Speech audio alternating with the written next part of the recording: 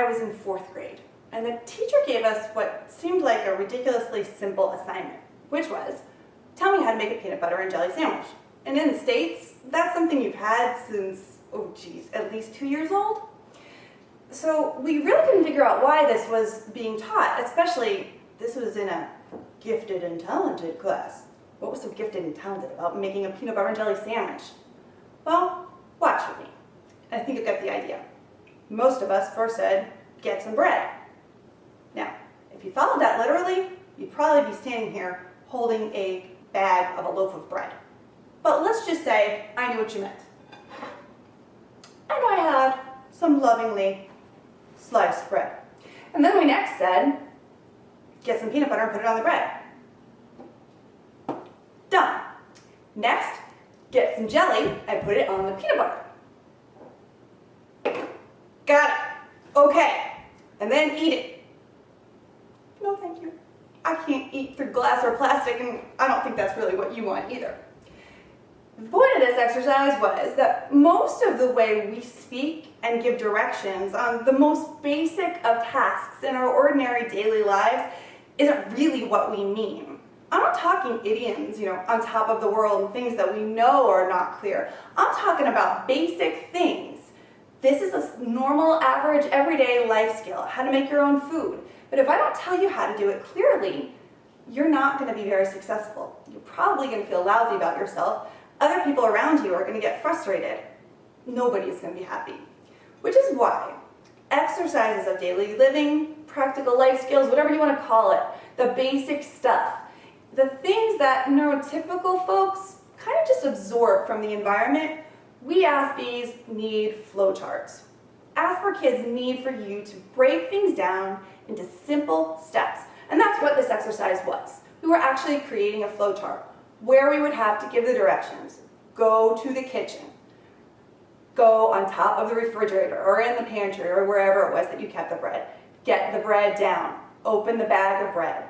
Walk to the utensils. Get a knife out. Then walk back over to the bread. It ended up there were 27, 37, maybe 50 steps depending upon how specific you were. It most certainly was not get some bread, put the peanut butter, and put the jelly. When you're talking to Asperkids, you need to be really particular.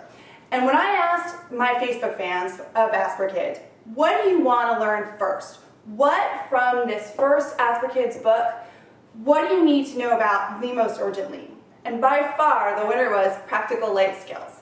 I'm going to start with a really basic practical life skill, and I'm going to show you how what seems like a pretty boring and maybe even lame skill to emphasize is actually really important in a myriad of ways.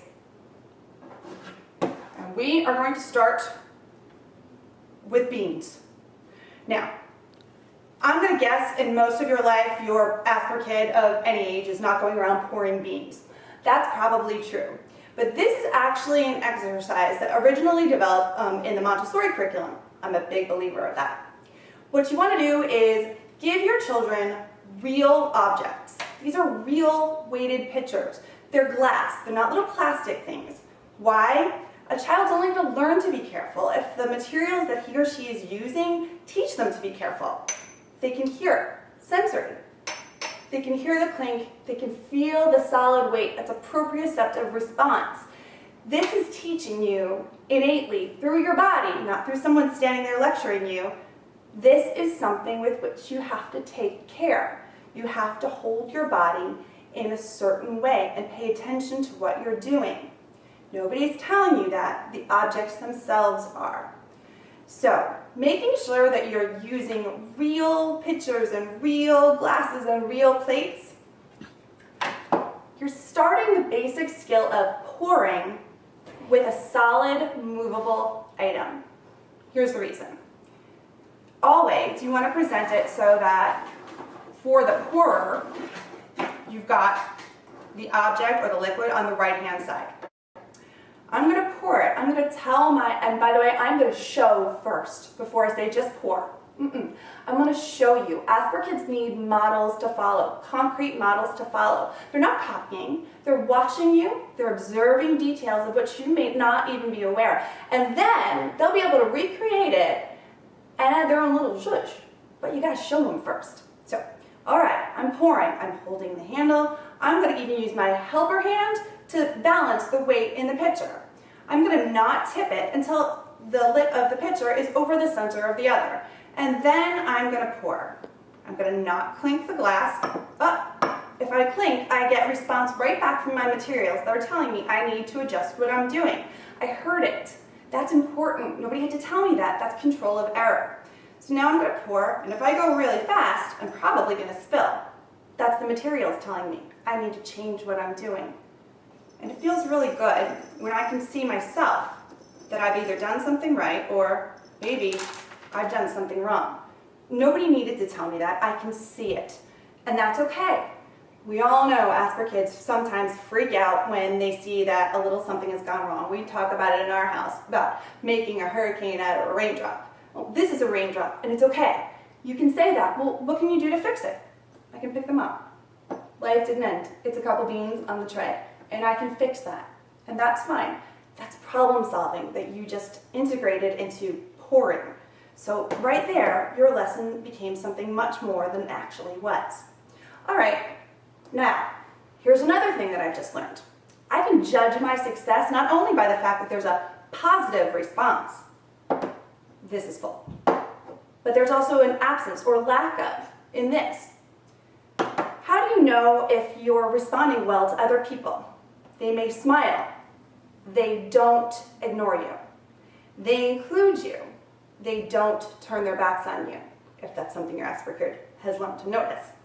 In all we do, there's both a positive and a lack of response that tell us, job well done. This is something that, again, you can help your Asperkid extrapolate from the smallest material objects to the most grandiose skills. How do you know you did a good job? Do you feel like you did a good job? How do you know you're done? All those can be led into much bigger discussions. Once you've mastered that, we're going to move them. So again, we're pouring from left to right. Once you've mastered pitcher to pitcher with solids, then you move to no pouring lips. These could be votive holders. And again, oh, did you hear that? I heard a clink. I wasn't careful with my materials. And I can hear the beans pouring in. That's kind of satisfying. It's a finite experience. It's done. I did it. The steps were explained and shown to me clearly. I've lifted one up, I've poured it, and I can see that I'm successful. After you've mastered all that, you move on to liquids, obviously, right? And what you're going to be doing is doing the same exact exercises with water. And notice, by the way, that I'm using clear pitchers and clear receptacles. That's important.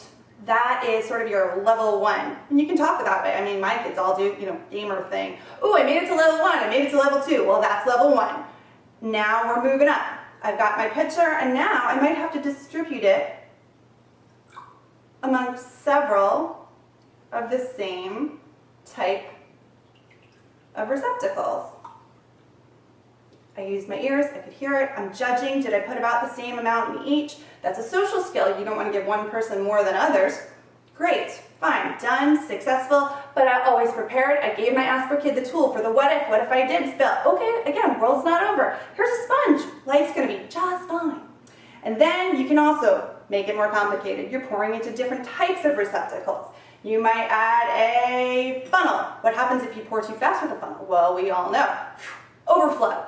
Let your Asperkid learn, and it's okay. Let them learn from making a mistake, because that's one of the most important things for these kids to learn too, besides these very basic, actual functional skills, is that failure, that's not what a mistake is. A mistake is only a failure if you didn't learn it, use it as a learning opportunity. Otherwise, it's a fantastic life hands you a lesson, right? Okay.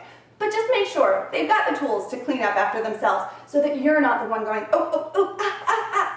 How does that feel if someone's standing behind you doing that? If at your job you're being micromanaged, I'm gonna guess you don't feel too confident. There's a lot of anxiety in that. Well, your Asperkid feels the same way. And he or she already lives in a world where most of his or her feelings are completely governed by anxiety and the response to. Don't add to that. Give them the confidence and the tools that they need to succeed, as well as that clear, step-by-step explication. Then it's also really important as you move to other liquids and you're integrating social skills that you have materials that help your Asperkid to be self-sufficient. This is one of my favorite things in my entire house. It's a small, simple juice pitcher. I think my grandmother had the same kind from the 1930s. This particular one is made by Montessori Services, which is one of the companies who's the winner of the Asperkids Seal of Awesomeness. And here's why. This real glass pitcher is placed in my refrigerator, because you're in my kitchen, in a low place where even my just newly turned 3-year-old can go and independently get himself a glass of juice if he wants it. He knows how to pour it. He knows that if he keeps pouring while he's out here, it's going to spill, and he's going to have to go get a towel and mop it up. That's not punishment. That's just cause and effect. And we have to, after all, be aware of everything that we do as a cause has an effect. Whatever we say, however we look at someone or don't look at someone, I'm not making eye contact, there's going to be an effect from that cause, right? All of this can be taught, that's right, by pouring. It seems odd, but it's true. And beyond that, what you're really teaching your Asperkid in all of these exercises isn't how to pour without making a mess on the kitchen table. Although as a mom, I'm going to guess that I'm not the only one who kind of enjoys that. That's a good thing. But what you're really teaching your Asperkid is, I can do it. From the smallest age, I'm going to show you how we bring this up through more sophisticated experiences. You're teaching your youngest child, I can manage this world. In bite-sized, small, manageable pieces, I am okay. I'm independent, I'm self-reliant, and you know what? There's nothing wrong with me. I'm kind of fabulous, and yeah, you are.